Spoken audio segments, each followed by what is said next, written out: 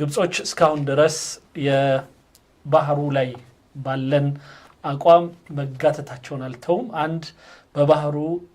ጉዳይ ላይ ከግብጽ ጋር አትሳፈጡ ወይም አትቀልዱ ይሉናል። ያኔ የሚያሳየው የኢትዮጵያ ህዳሴ ግድብ ምርቃት አልቆ ጭፈራውና እልልታው ሁሉ ነገር ከተፈጸመ በኋላ ከግድቡ ወደ ወደቡ እንደምንል የግብጽ አስማተኞችና የግብጽ ጠንቋዮች ያቁ ነበር ማለት ነው።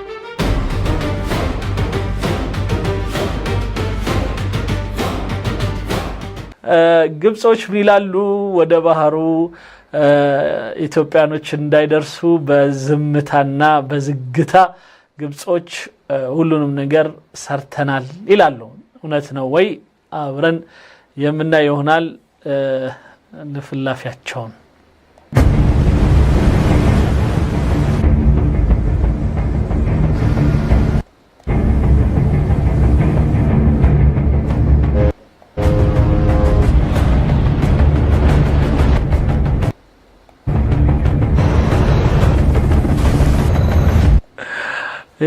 እንትናቸው ነው ደስ የሚለኝ እቺ በምንም ይሁን በምን በኤአይም ይሁን በምናምን ራሳቸውን ኃይለኛ አድርጎ ለመቅረጽ እንደምታዩት ማለት ነው። የተለያዩ አውሮፕላኖችን አየር ላይ ያሳዩ ምናምን ፍሸካ ነው። بدأت إثيوبيا مشروعها ببناء سدها الكبير ኢትዮጵያ በህዳሴው ትልቁ ግድቧ ስራ የጀመረችና ይህንን ፕሮጀክት ለመፈጸም የተነሳች ጊዜ ضحك كثيرون على مصر ብዙዎች በግብጽ ላይ ተሳለቁ። وقال كثيرون إن المصريين أضعف من أن يردوا ግብጾች በኢትዮጵያ ላይ ምላሽ መስጠት ፈጽሞ የሚችሉ አይደሉም፣ ደካሞች ናቸው ብለው ቀለዱብን። لكن ما لم يكن يعلمه البعض ነገር ግን አንዳንዶች የማያውቁት ጉዳይ አለ። أن مصر كانت صامتة لأنها تفضل الرد على الأرض ምክንያቱም ግብጽ ፊት ለፊት ከመመለስ ይልቅ በዝግታና በዝምታ መልሱን እንዴት እንደምትሰጥ ታውቅበታለችና ይላል። ይሄ ስቴፕ የሚባለው ራሱ ጣቢያ በኢትዮጵያ የህዳሴ ግድብ ላይ አለቀላት። በተለይ ንስር ናይል ንስር ቁጥር 1 ናይል ንስር ቁጥር 2 ምናምን ሲዘግበት የነበረው ትንፋሽ ትዝ ይለኛል። በቃ ግብጽ ዝምታዋን ሰበረች፣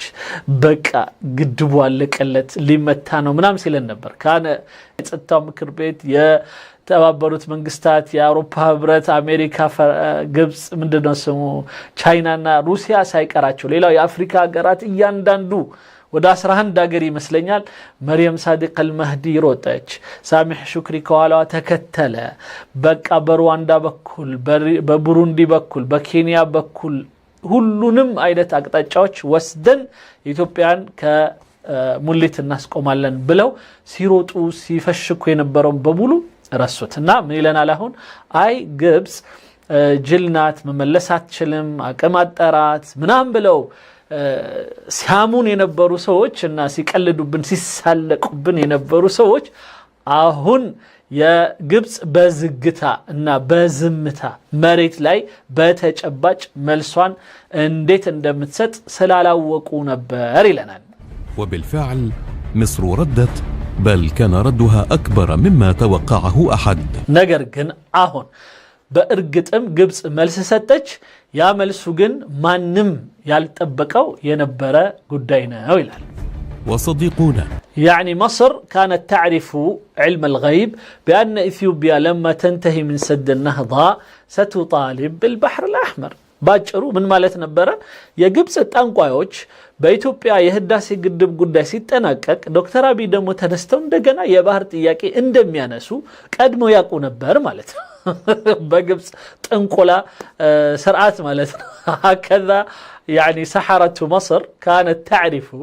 بأن إثيوبيا تتجه إلى البحر بعد انتهائها من بناء سد النهضة واحتفالها به يعني هم يسايو የኢትዮጵያ ህዳሴ ግድብ ምርቃት አልቆ ጭፈራውና እልልታው ሁሉ ነገር ከተፈጸመ በኋላ ከግድቡ ወደ ወደቡ እንደምንል የግብፅ አስማተኞችና የግብፅ ጠንቋዮች ያቁ ነበር ማለት ነው ባይነግሩንም ምክንያቱም ጠንቋዮች ላኪን سحرة فرعون والكهنة والعرافون كانوا يجلسون على الطاولة ويحددون ولم يقولوا لنا هذا الكلام የሚያሳዝነው ጠንቋዮቻቸው ቀርበው ሴቷ ጠንቋይም ወንዱ ጠንቋይም እየቀረበ የኢትዮጵያ ህዳሴ ግድብ እንደውም አይጠናቀቅም ወይም ገና ረዘም ያለ ችግር ይፈጠራል ሲሉ ነበር እንጂ ፈጽሞ የኢትዮጵያ መንግስት ከህዳሴው ግድብ ቀጥሎ የባህር ጉዳይ ያነሳል ሲል ግን አልነበረም ስለዚህ እንዴት አውቃ ነው ግብፅ በህዳሴው ግድብ ጉዳይ ላይ መልስ ሳትሰጥ ጠብቃ አድብታ መልስ የምትሰጥበት ሌላ ነገር እንዳለ አውቃ የጠበቀችው እስኪ የምትሰጠውን መልስ ደግሞ አብረን እንመልከት إثيوبيا تحدث نفسها وتلوم እና እመኑኝ ይላል ብዙ ጊዜ የውሸታም عندنا بحري إيماني بلو مجمرون الكذاب يبدأ دائما صدقونا لأنه يعلم أننا لا نصدقه لأنه كذاب والكذاب لا نصدقه وإن قال صدقونا أنه أمنون سلالة وشتامن ما من يكبدا لأنه صدقونا أمنون لنا إثيوبيا تحدث نفسها وتلوم نفسها إثيوبيا راسوان እየወቀሰች ነው ያለችው እንደገና ደግሞ ምን ነው አላረኩት እያለች ነው የህዳሴ ግድብን ምን ነው አልገነባው يعني انتم تقولون الان يا اثيوبيون ليتنا لم نبني هذا السد وتبكون الله مصري عبيط من لوالن يوني ምንድነው የምትሉት በጥይቅ ለዋለው ሁሉ ጊዜ ዲስቀልድባቸው የሀብሀብ ራሶች ምንም አይነት ውስጡ ደምስር ምናምን የሌለው አይምሮ የሌለው ሰው ካልሆነ በስተቀር ኢትዮጵያውያን ህዳሴ ግድብ በመገደባቸው የተነሳ ወይኔ ባላረግ ነው ብለው እየተጸጸቱ ነው ይለናል نفسها على العبث مع مصر ከግብጽ ጋራ በመሳፈጣችን ነው ይሄ ነገር የተፈጠረው ብለዋል على العبث كجبس قام مقلداچو مسافتاچو بتام كباد مهونن ايامنو نو الله يا مصري يا مسكين وهنا نحكي لكم القصة والتفاصيل እና አሁን ታሪኩን በደንብ አርገን እንገራችሁ እንዴት ኢትዮጵያ እንደተጸጸተች እንዴት እንደው ከኢትዮጵያ ጋር ባልተቃለድኩ እንዳለች እንዴት አርገን እስኪ እንገራችሁ ወይ ግብጽ منذ ያዝናኑናል ግብጽ ባይኖር በማን እስቅ ነበር እኔ መቼም ግብጾች ባይኖሩ ይሄን 6 አመት በምን መልኩ እንደምኖር አላቀም አይ ግብጽ تضحكوننا يا مسخرة ناس الخرم التاريخ وقبل أن تعرف الدول والحدود كان النيل هو مصر ومصر هي النيل ሌላው ቀርቷል አሁን ያለው የካርታ ሰመራ በየሀገሩ ሳይደረግም በፊት ግብጽ ማለት ናይል ማለት ግብጽ ነበረች يعني لا ينبع عندها ولكن يعني تسمى به وتقول نحن النيل هبة النيل الدنيا يا الخرم والمصريون يعرفون هذه الحقيقة بشكل لا يعرفه شعب آخر في العالم ስለዚህ ግብጻውያኖች ደግሞ ይህንን ጉዳይ ማንም ህዝብ ከሚያቀው በላይ ጠንቅቀው ያቃሉ ልክ ነው لأن النيل بالنسبة لهم ليس نهرا بل هو الحياة ذاتها ለግብጽ ናይል ማለት ወንዝ አይደለም ናይል ማለት ለነሱ ህይወት ነውና ዋው ይሄ አገላለጽ በጣም ይገርማል ውሃ ህይወት ነው እንዳለው ነው ቁርአኑም ላይ وجعلنا من الماء كل شيء حي ይላል ሁሉን ነገር ከውሃ ፈጠር ነው ይላል ሁሉን ነገር ህያው ያረግነው ህያው ህይወት የሰጠነው በውሃ ነው ይለናል فمصر تعتمد على النيل بنسبة 98%. ግብጽ በዚህ ናይል ላይ 98% ትንተራሳለች من احتياجاتها المائية በሁሉም ከውሃ ፍላጎቶቿ በሙሉ በዚህ ላይ ነው ምትንተራስ وهذا الرقم وحده يقول لك لماذا النيل بالنسبة لمصر ليس مسألة سياسية بل مسألة وجود ስለዚህ ይህ ራሱ 98% በዛ ላይ ግብጽ መንተራሷ በራሱ ምን ያህል ህያው ለመሆን ለግብጽ ወሳኝ መሆኑንና የሞት ሽረት ጉዳይ እንጂ የፖለቲካ ጉዳይ እንዳልሆነ ተረዳዋለህ وحين أعلنت إثيوبيا عام 2011 عن بناء سد النهضة على النيل الأزرق ኢትዮጵያ በጥቁር አባይ ላይ የህዳሴ ግድብን ለመገንባት የወሰነችና ያወጀች ጊዜ በ2011 الذي يمثل 85% من مياه النيل ይህ ማለት ደግሞ በናይል ላይ 85% የሚሆነውን የውሃ ሂደት የሚወስነው የሆነው ቦታ ላይ صلة لمصر شعر المصريون بما يشعر به إنسان يمد أحد يده ليقطع عنه الهواء ስለዚህ የግብጽ ህዝብ በዚህ የኢትዮጵያ አዋጅ ላይ የተሰማው ነገር አንድ ሰው እጁን ወደ አንገቱ ሰዶ አየር እንዳያገኝ ለማነቅ የሚደረግ ሂደት እንደሆነ ተደርጎ ነው لأن السد لم يكن مجرد مشروع كهربائي ምክንያቱም ይህ ግድብ ማለት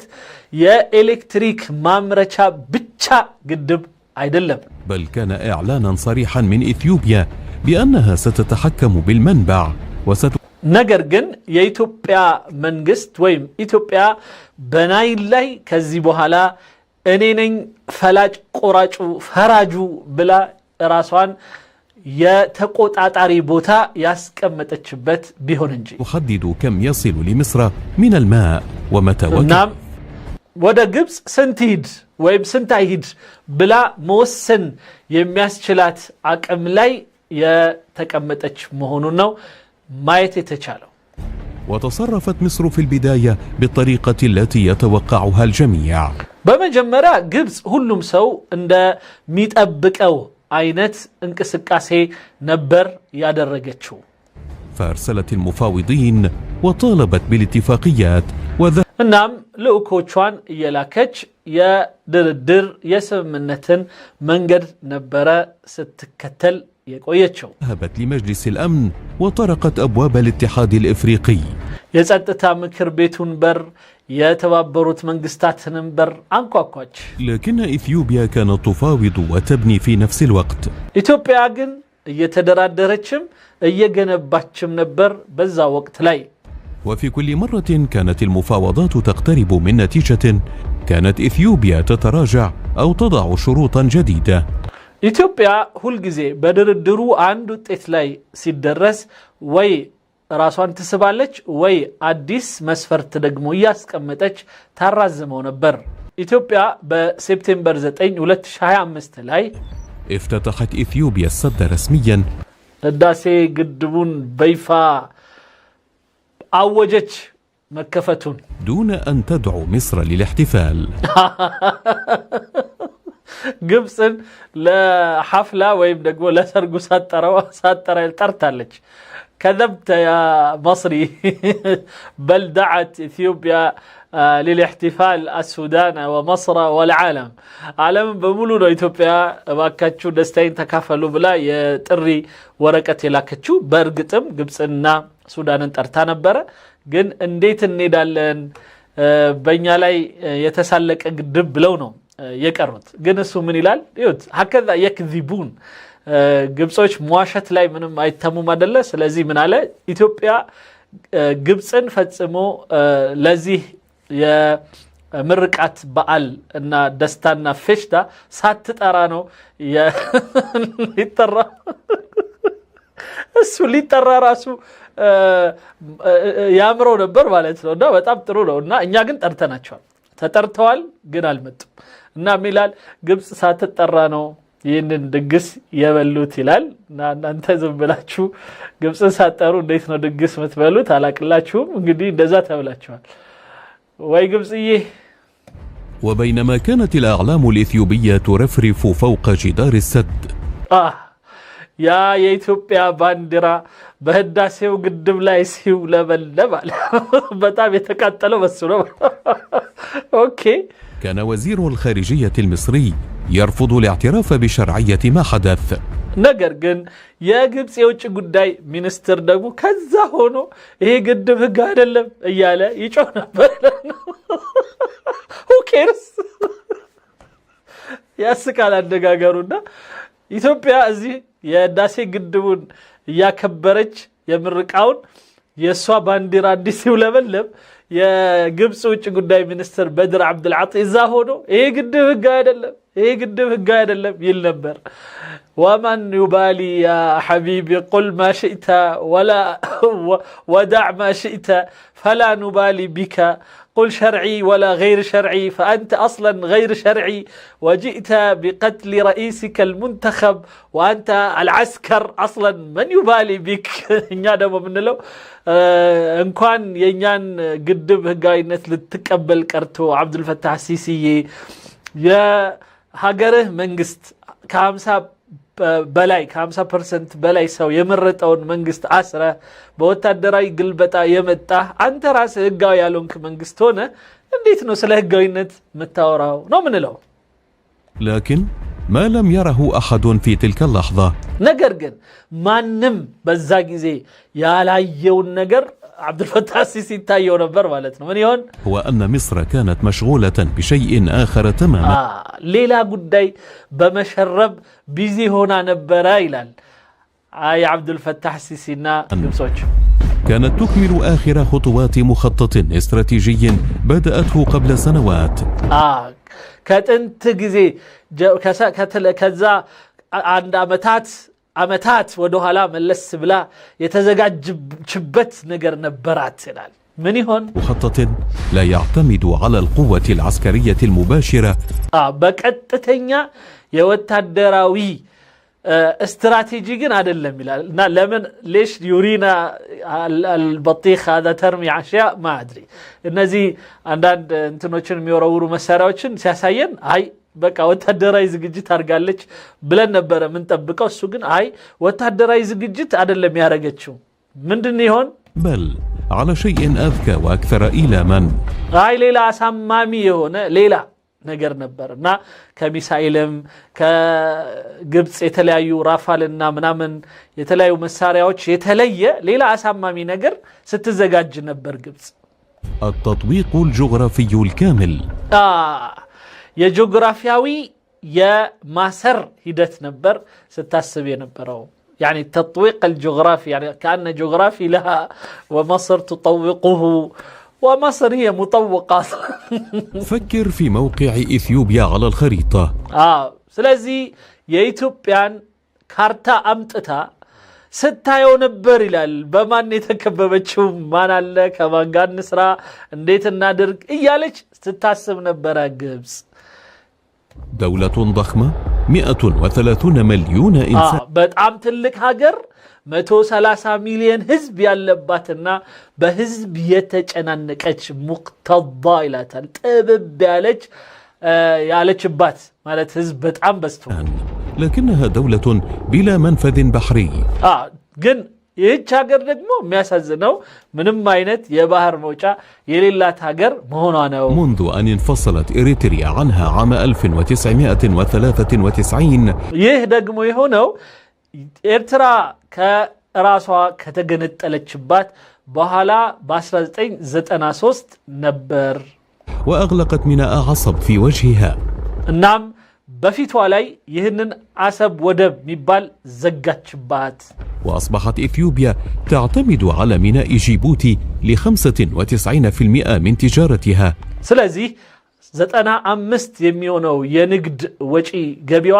በጅቡቲ ላይ እንዲንተራስ ሆኗል። وهشاشة هذا الوضع لا تحتاج إلى تفسير. ስለዚህ እንዲህ አይነት ከባድ ችግር ምንም አይነት ትርጉም አይፈልግም። وإثيوبيا حين قررت تحدي مصر نسيت أن مصر تعرف هذه الهشاشة جيدا ስለዚህ ኢትዮጵያ ይህንን ከባድ የሆነ የኢትዮጵያ ደካማ ፓርት ግብጽ ለይታ በደንብ ታቅ ነበር። قررت استغلالها. ስለዚህ ግብጽ ይህንን የኢትዮጵያ ደካማ ጎንና ስስ ብልት ለመጠቀም ወሰነች። في الأول من يناير 2024 የመጀመሪያው ወር ጃንዋሪ ላይ የ2024 ላይ ኢትዮጵያ وقع رئيس وزراء إثيوبيا أبي أحمد ዶክተር አቢ አሕመድ የኢትዮጵያው ጠቅላይ ሚኒስትር ከሶማሌላንድ ጋራ የመግባቢያ ሰነድ ፈረሙ። اتفاقية مع إقليم أرض الصومال الانفصالي تمنح إثيوبيا عقد إيجار 50 سنة ይህም ለ50 ዓመት የኢትዮጵያን የባህር በር ለማግኘት የሚያስችል ውል ነበር። 20 كيلومترا من الساحل الصومالي ይህም ወደ 20 ኪሎ ሜትር ስኩዌር የሚሆን መሬትንና የባህር በር የሚገኝበት የሆነ እድል ነበር። تمنحها حق إنشاء ميناء تجاري وقاعدة بحرية في ميناء بربرة ይህም ከበርበራ ሌላ በኢትዮጵያ በኩል የባህር ኃይሏን ማሰራጨት ወይም ማስፈር የምትችልበትና ነፃ የሆነ የራሷ ወደብ የምታገኝበት እድል ነበረ። المطل على خليج عدن ይህም ወደ አደን ኸሊጅ አደን የሚባለው የባህር በር የተጠጋ كان هذا بمنزلة طوق النجاة لإثيوبيا ይህም ለኢትዮጵያ ልክ የመንሳፈፊያ ጀልባ ወይም የአደጋ ጊዜ መንሳፈፊያ ጀልባ ይመስል የምትጠቀምበት መተንፈሻዋ ነበር። فمن خلاله ستخرج أخيرا من عزلتها البحرية وستمتلك قاعدة عسكرية على البحر الأحمر ስለዚህም ይህ ሁኔታ ቢሳካ ኖሮ በቀይ ባህር ላይ የባህር ኃይሏን የምታሰፍርበትና እንደ አሻት የፈለገችውን የምታደርግበት የባህር በር የምታገኝበት ትልቅ እድል ነበር። لكن هذه الاتفاقية أيقظت في مصر شيئا كان يتخمر منذ وقت طويل ነገር ግን በግብፅ ከጥንት ጀምሮ የተቀመጠና በአስፈላጊ ጊዜ የሚንቀሳቀስ የነበረ ፋይል ሆኖ ስለቆየ ኢትዮጵያ ወደዚህ አካባቢ በምትመጣበት ወቅት ያንን ጉዳይ ኮረኮረችው፣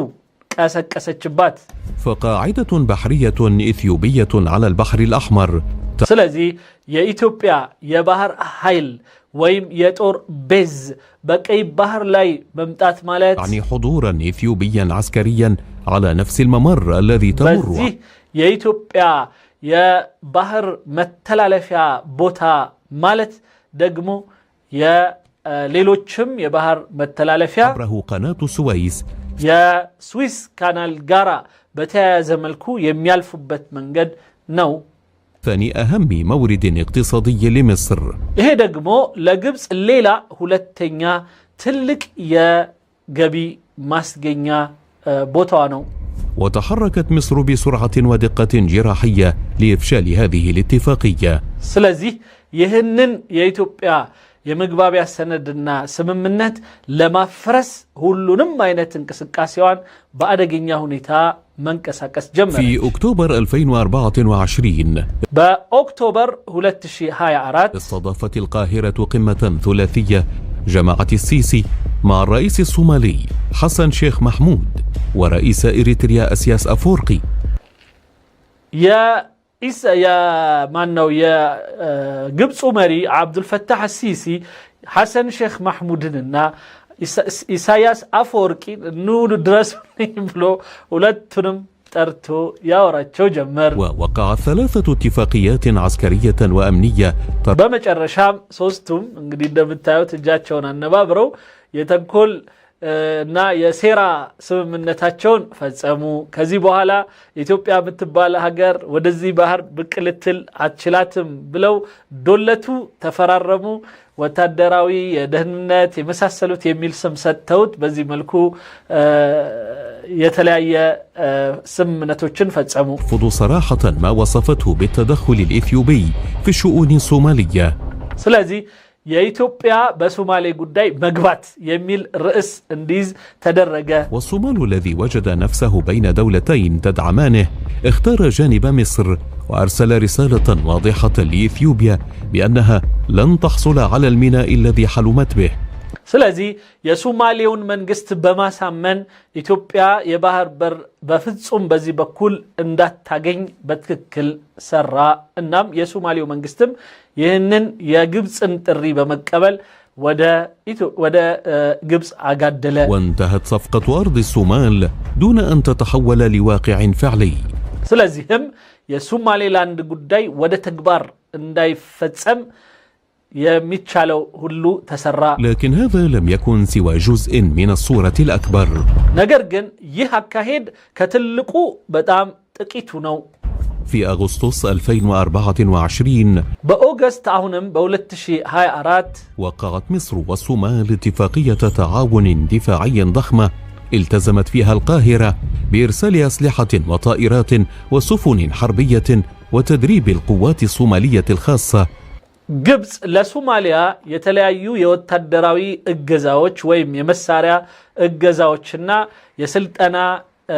ስራዎችን እንደምትሰራላት ተስማሙ ወይም ቃል ገቡ። እንዲሁም የተወሰነውን ፈጸሙት። وما يزيد على 10,000 جندي ومستشار عسكري. አቤት ውሸት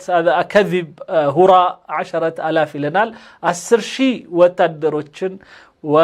ከዛም የጨመረ ወታደሮችን ወደ ሶማሌ ላከች። هذا طبعا كلام بطيخ لم يذهب إلا 1100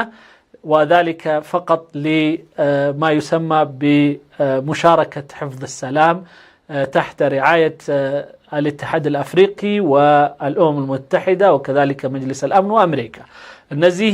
ሁሉም የተሳተፉበት የሰላም አስከባሪ የሚባል 1200 ብቻ ነው ሄደው። ግን እዚህ ጋር ሲበጠረቅ 10,000 ወታደር ላከች፣ 10ም አላከችም። وأرسلت مصر فعلا 1100 جندي ضمن قوة الاتحاد الإفريقي. ሌላው በአፍሪካ ህብረት ደግሞ ሌላው የሰላም ሌላው ደግሞ 1200 ላከች። ووجودهم العسكري المباشر على الحدود الصومالية الإثيوبية. ሌላው እነዚህ ወታደሮች በሶማሌና በኢትዮጵያ ድንበር አካባቢ ላይ ተሰየሙ። يعني وجودا مصريا في عمق الجناح الجنوبي لإثيوبيا. ይሄ ማለት የኢትዮጵያ የደቡቡ ውስጥ ድረስ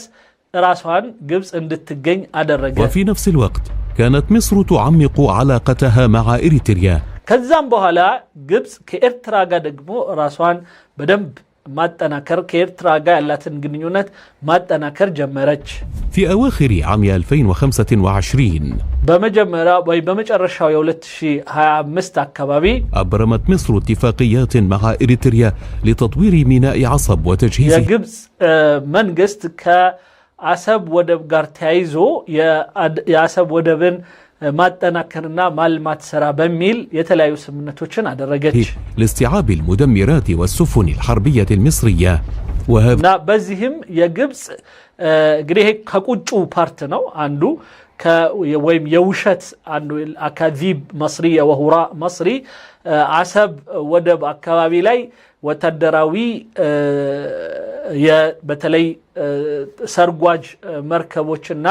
እንዲሁም የተለያዩ ወታደራዊ የሆኑ መርከቦችን አሰፈረች። وهذا كذب طبعا وهراء. يعني أي واحد يستطيع أن ينظر في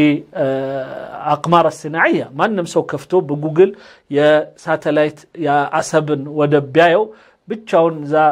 ተቀምጦ እናገኘዋለን። ምንም አይነት እንቅስቃሴ አጠገቡ የለም። ግን በዚህ አይነት መልኩ ግብጾች ይበጠረቃሉ። الميناء بالذات هو الميناء الذي طالما حلمت إثيوبيا باسترداده لأنه أقرب منفذ بحري لها جغرافيا. በተለይ ኢትዮጵያ ይህ ከጂኦግራፊ አኳያ በጣም ቅርብ የሆነ ወደቧ ከመሆኑ አኳያ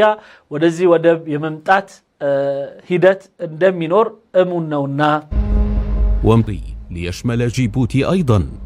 فوقعت مصر የግብፅ የኢትዮጵያን ከበባ ሂደት በዚህ አላቆመም እስከ ጅቡቲም ድረስ ዘልቋል። اتفاقية مع الحكومة الجيبوتية للحصول على مساحة ضخمة في ميناء دوراليا. ዶራሊያ በሚባለው ወይም ዶራሌ በሚባለው የጅቡቲ ወደብ ላይ ሰፊ የሆነ የልማት ሂደትን ለማካሄድ የሚመች ቦታን ከጅቡቲ ጋር በመስማማት ወስዳለች ግብጽ። وصور الأمر رسميا كمشروع لوجستي تجاري. እንደዚሁም በህጋዊ አግባብ ይህ የሎጂስቲክና ጀስት የመጓጓዣ ጉዳይን ከማጠናከር በሚል አስመዘገበች ግብጽ لكن أن تكون البحرية المصرية حاضرة في جيبوتي الميناء الذي يمر عبره 95% من تجارة إثيوبيا ነገር ግን ይህ 95% የሚሆነው የኢትዮጵያ የንግድ መግቢያ በውጫ የሆነው ቦታ ተጠግታ ግብጽ እዛ ቦታ ላይ መቀመጧ يعني شيئا واحدا فقط አንድ ነገር ብቻ ነው ሊያሳየን የሚገባው مصر باتت تمسك بخناق إثيوبيا الاقتصادي كاملا የኢትዮጵያን የኢኮኖሚ አውታር በሙሉ የመቆጣጠር ሂደት ብለን ነው ልንጠራው የሚገባው وبذلك اكتمل التطويق ስለዚህ የኢትዮጵያን የማሰሩ ሂደት ተሟላ ማለት ነው مصر موجودة في الصومال جنوب ግብጽ በደቡቡ የሱዳን የኢትዮጵያ ደቡቡ አካባቢ ላይ በሶማሌ ትገኛለች وإثيوبيا وفي إريتريا شمالها وفي በሰሜኑ የኢትዮጵያ ክልል ላይ ደግሞ ኤርትራ ግብጽ ትገኛለች جيبوتي شرقها وكل مدخل እንደዚሁም በምስራቋም በኩል በጅቡቲ ማለት ነው تجاري أو بحري لإثيوبيا بات فيه حضور مصري مباشر أو ስለዚህ የኢትዮጵያ ማንኛውም የኢኮኖሚም ይሁን ወታደራዊ የባህር ብቅ ማለት ሂደት ጋር ተያይዞ ግብጽ እዛ እኔም አለሁኝ አለች نفوذ مصري واضح ስለዚህ የግብጽ ቀድሞ መገኘት ግልጽ ሆኖ ተገኝቷል وإثيوبيا اليوم تجد نفسها في موقف لم تتوقعه حين ስለዚህ ኢትዮጵያ ራሷን ያልጠበቀችው ሁኔታ ውስጥ አግኝታለች أطلقت مشروع السد قبل 15 عاما ከ15 ዓመት በፊት የህዳሴ ግድብን ፕሮጀክት አውጃ ነበር بدلا من أن تكون الدولة التي تتحكم بمياه مصر أصبحت هي الدولة المحاصرة التي لا تستطيع الوصول إلى أسواق العالم ስለዚህ ኢትዮጵያ በዚህ በገደበችው ግድብ እድገትና ብልጽግናን ለማግኘትና የተሻለ ኢኮኖሚ ለመገንባት ባሰበችበት ጊዜ ያልጠበቀችው የባህር ላይ መታሰርን ስላጋጠማት ኢኮኖሚዋን ማስተንፈሻ አጣችላል هذا كلام يعني طبعا بطيخ كلام حسود وكلام حقود لا يتحقق ولن يتحقق بإذن الله تعالى كما لم يتحقق في سد النهضة هي أهون يسمانو نجر قطتኛ የሆነ ግብጾች ኢትዮጵያን በውሃው ጉዳይ ላይ በሰሩት የልማት ሂደት ተጠቃሚ ሆነው በባህሩ በኩል የማሻገር ያ የተጠቀሙበትን ሂደት በእርሻሚውን በምን እንዳይሳካላቸው በጉሮሯቸው ላይ መጣንባቸው ብሎ የማወጅ ሂደት ነው እና ይሄ የሞኝነት هذا غباء طبعا إثيوبيا لو تريد أن تتعامل مع هذا الوضع بغباء مثله لحبست النهر العذب وقالت لمصر اشربي من هذا البحر المالح አሁን ኢትዮጵያ እንደሷ ብትሆን እንደ ግብጽ ብትሆን ምን ልትላት ነው የምትችለው እውነትም ይህንን ንጹህ ውሃ ደግሞ ዝግት አድርጋ በይ ያንን የጨው ውሃ ጠጭው የዘጋሽው ነው ማለት ትችላለች ኢትዮጵያ ግን እንዴት እንደሚያስቡ ብቻ ማወቅ ነው ያለብን እንዴት አይነት ሞኞች እንደሆኑ እንዴት አይነት ማይችሉትን ነገር ነው የሚያወሩት አክቹአሊ ምክንያቱም ሁለቱ ሊወዳደር አይችልም ኢትዮጵያ የንጹህን ውሃ በእውነት እነሱ እንደሚሉት መቆጣጠር ችላ በቃ አይሄድም ምንም ብትል እንኳን ባህር አይደለም ሌላም ነገር ይለቁላታል ስለዚህ ጠጡ ከዛ ከባህር ብላ ኢትዮጵያም መከልከል የምትችልበት አቅም ላይ መድረስ የምትችልበት ጊዜ ይመጣል ውሃው በጣም ባነሰ ጊዜ ኢትዮጵያ አይ እኔ ለመጠጥ ፈልገዋለሁ በቃ ለራሴ ብላ ስትዘጋው ያኔ በደንብ ይገባቸዋል ብዬ አስባለሁ إلا عبر ممرات تراقبها مصر وكل محاولة للفرار من هذا الحصار انتهت ስለዚህ ኢትዮጵያ ይህንን ከባህር እስር ለመውጣት የተለያዩ ሙከራዎችን እያደረገች ትገኛለች ይላል بإفشال مصري مباشر كما حدث في صفقة أرض الصومال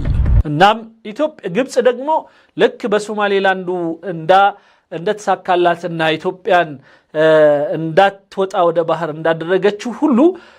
አሁንም ሌሎችን አቅጣጫዎች ሁሉ እየጠበቀች እያደነች ኢትዮጵያን እየተከታተለች ወደ ባህር እንዳትመጣ ታደርጋለች وحين يقول أبي أحمد اليوم إن مصر تعرقل وصول إثيوبيا للبحر ስለዚህም ነው የኢትዮጵያው ጠቅላይ ሚኒስትር ወጥቶ ወይም የኢትዮጵያው የውጭ ጉዳይ ሚኒስትር ወጥቶ በአሁኑ ሰዓት የኢትዮጵያን ወደ ባህር መውጣት ሂደት ግብጽ እያደናቀፈች ነው ብሎ የመሰከረላት إن بلاده أسيرة جغرافية فهو لا يشكو من ظلم تعرض له ስለዚህ ይህ ኢትዮጵያ በጂኦግራፊ እስረኛ መሆኗን በተፈጥሯዊ መዘጋቱን ሳይሆን እያወጀ ያለው يحصد ما زرعه حين ظن أن الصمت المصري ضعف ልክ ግብጽ ዝምታዋን ደካማነት አድርጎ የወሰደው የኢትዮጵያው መንግስት አሁን ላይ ኢትዮጵያ ምላሽ ግብጽ ምላሹን ሰጥታለች وأن دولة عمرها 7000 سنة يمكن ይህች 7000 ዓመት ያላት ሀገር የፈርዖን ሀገር أن تستفز وتبقى በፍጹም ማንም ሊጎነትላት እንደማይችል አሳይታለች مكتوفة الأيدي إلى الأبد እናም እጇን ሁሉ ጊዜ አጣምራ እንደማትቀመጥም አሳይታለች النيل كان ولا يزال مصر ግብጽ አሁንም ናይል ናት ናይል ግብጽ ናት ومن يمس ماءه يجد نفسه يوما محاصرا بأبوابه ስለዚህ በዚህ ውሃ ላይ የሚቀልድ ወይም ከዚህ ውሃ ጋር በተያያዘ ከግብጽ ጋራ የሚነካካ ማንም ኃይል ራሱን እንደዚህ አይነቱ ዝግ ቦታ ላይ ያገኘዋል وربما كانت هذه المعركة مع إثيوبيا رسالة لم تكتب بالكلام ስለዚህ ይህ የግብጽ ከኢትዮጵያ ጋራ ያልተጻፈ ጦርነት ወይም ደግሞ ያልተጻፈ ትግል ልንለው እንችላለን بل كتبت بالأفعال ነገር ግን በተግባር ግን ሆኗል رسالة لكل من يراقب ويحسب ويفكر في العبث مع مصر ማንኛውም ከግብጽ ጋራ መቀለድ ለሚያስብ ሰው በሙሉ ምላሽ ሆኖታል فمصر دولة صمتت سنوات وهي تبنى ضدها سدود እንግዲህ ግብጽ የሁሉ ግድቦች የተገደበባት ዝም ብላ ቆይታ ነበር لكن صمت مصر لم يكن يوما قبولا ነገር ግን እስካሁን ድረስ ግብጽ ይህን ሁሉ ግድብ ሲገደብ በዝምታ የምታልፈው መቀበሏ ምልክት አልነበረም بل كان تخطيطا وانتظارا للحظة المناسبة ነገር ግን ወሳኙ ሰዓት እስኪመጣ ድረስ የመጠበቅ ሂደት ነበር وإثيوبيا التي ظنت أن صمت مصر ضعف اكتشفت الحقيقة متأخرة وربما ثمة آخرون في እና ኢትዮጵያ ደግሞ የግብጽ ዝምታ ድካም ወይም ደካማነት የመሰላት አሁን ላይ ሐቁ ተገለጸላት منطقة يشاهدون ما جرى لإثيوبيا ويعيدون حساباتهم في هذه اللحظة بالذات لأن ስለዚህ አሁን ላይ በደንብ ራሳቸውን ያዩ ነው የፈተሹ ነው ይለናል مصر حين تصمت تخطط وحين ግብጽ ዝም ካለች እያሴረች ነው ማለት ነው ወይም እያቀደች ነው ማለት ነው تتكلم تكون قد فعلت የተናገረች ጊዜ ደግሞ አደረገችው ማለት ነው ይሄን ይመስላል بلطجة مصر لا يزال مستمرا في مسألة البحر ولكن طبعا دون جدوى كما يقولون እና ግብጽ እንግዲህ በዚህ ደረጃ አንዳንድ ነገሮች የነገረችን ነው እንደዚህ ያደረኩኝ ግን ትችላለች ወይ ነው ጥያቄው